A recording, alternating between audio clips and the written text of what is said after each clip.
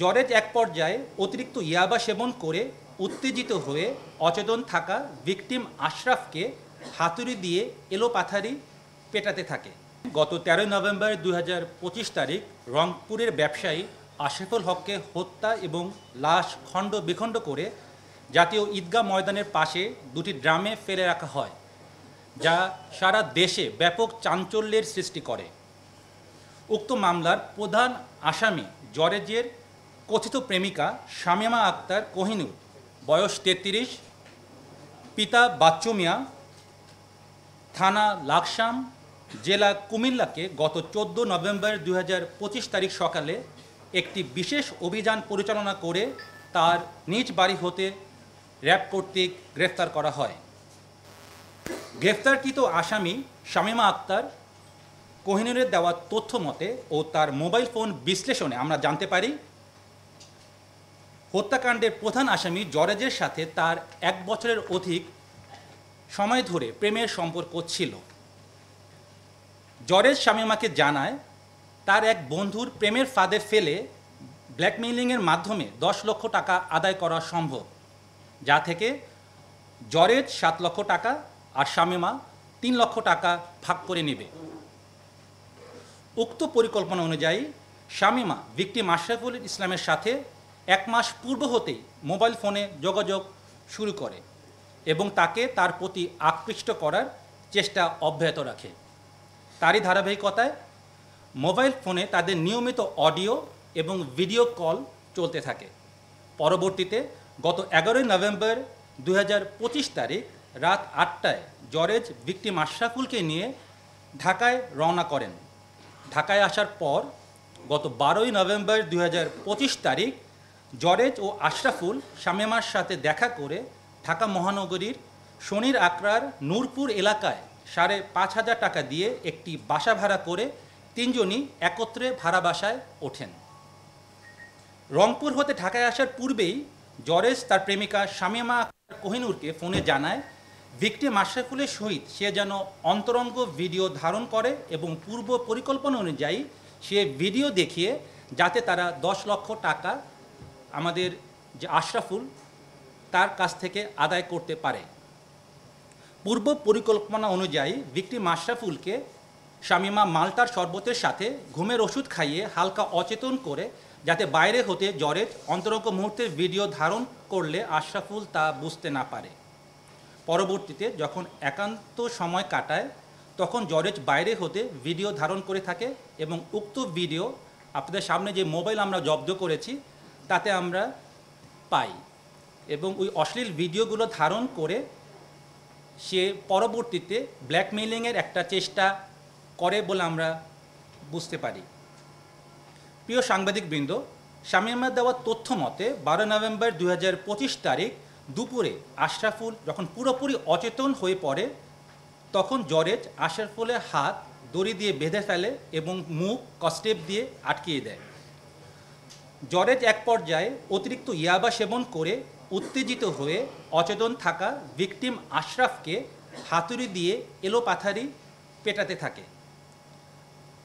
তার আঘাতে এবং মুখ স্কচ টেপ দিয়ে বাঁধা থাকায় শ্বাস না নিতে পেরে ঘটনাস্থলে ভিকটিম আশরাফুল মৃত্যুবরণ করেন। আশ্চর্যের বিষয় যে একই ঘরে জরেজ এবং শামীমা সেই লাশের সাথেই সেই রাত্রিটি যাপন করেন। পরবর্তী দিন অর্থাৎ 13 নভেম্বর 2025 তারিখ আশরাফুলের মৃতদেহ গুম করার উদ্দেশ্যে জরেজ নিকটস্থ বাজার হতে চাপাতি ও 2টি ড্রাম কিনে আনেন। জরেজ চাপাতি দিয়ে লাশটিকে মূলত 26টি টুকরো করেন এবং 2টি নীল রঙের ড্রামে ভরে রাখেন। সিসিটিভি ফুটেজ বিশ্লেষণ করে আমরা যেটা দেখতে পাই যে বাসা থেকে দুপুর 2টা 43 মিনিটে একটি সিএনজি ভাড়া করে ড্রাম দুটি সিএনজিতে নিয়ে দুপুর 2টা 52 মিনিটে তারা বাসা হতে রওনা করেন। পরবর্তীতে সিসিটিভি ফুটেজে যেটা হাইকোর্ট প্রাঙ্গণে সেখানে আমরা দেখতে পাই 3টা 13 মিনিটে হাইকোর্ট মাজার গেটের নিকট আসলে রাস্তায় আইনশৃঙ্খলা বাহিনীর তৎপরতা দেখে লাশ ভর্তি ড্রাম দুটি হাইকোর্টের পানির পাম্প সংলগ্ন একটি ফাঁকা জায়গায় প্রধান সড়কের পাশে একটি বড় গাছের নিচে রেখে তারা অতি দ্রুত হাইকোর্ট এলাকা হতে একটি অটোযোগে সায়দাবাদের উদ্দেশ্যে চলে যান। সায়দাবাদ যাওয়ার পর জরেজ শামীমাকে কুমিল্লায় চলে যাবার ব্যাপারে বলেন এবং নিজে সে রংপুর চলে যাবেন বলে শামীমাকে অবহিত করেন। সে অনুযায়ী শামীমা কুমিল্লা তার নিজ বাড়িতে গমন করেন এবং জরেজের সাথে তার যোগাযোগ সম্পূর্ণভাবে বিচ্ছিন্ন করে দেন।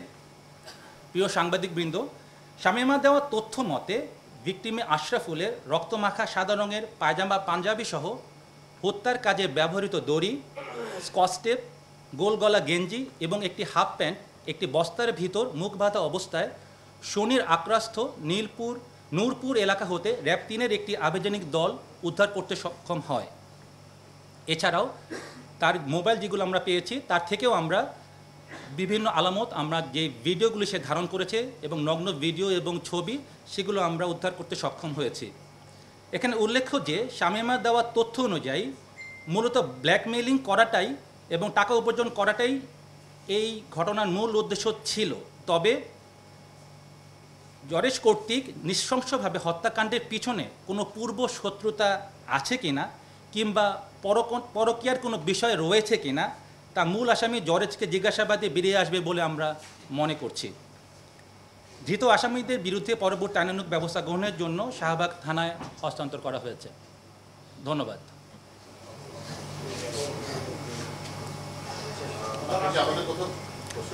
প্লিজ।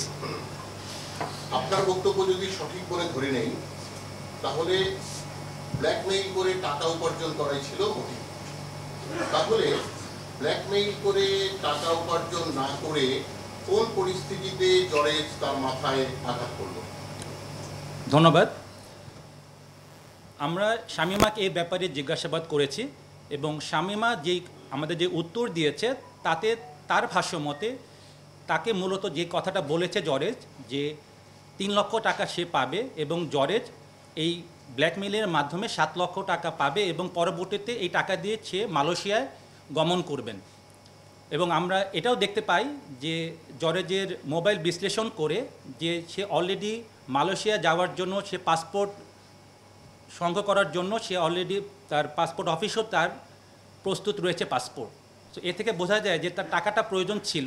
বাট আপনি যে প্রশ্নটা করেছেন যে জরেজ কী উদ্দেশ্যে নৃশংসভাবে হত্যাটা করলো, যদি টাকাই তার মূল উদ্দেশ্য থাকে তাহলে কেন হত্যাটা করলো, তাহলে তো টাকা তো আর তার পাবে না। এই প্রশ্নটা আমাদেরও রয়েছে, যেহেতু আমরা জরেজকে গ্রেফতার করতে সক্ষম হয়েছি এবং ইনশাল্লাহ জরেজের কাছ থেকে আরও বিস্তারিত তথ্য আমরা পাবো এবং আপনাদেরকে আমরা অবগত করতে পারবো যে হত্যার মূল মোটিভটা কী।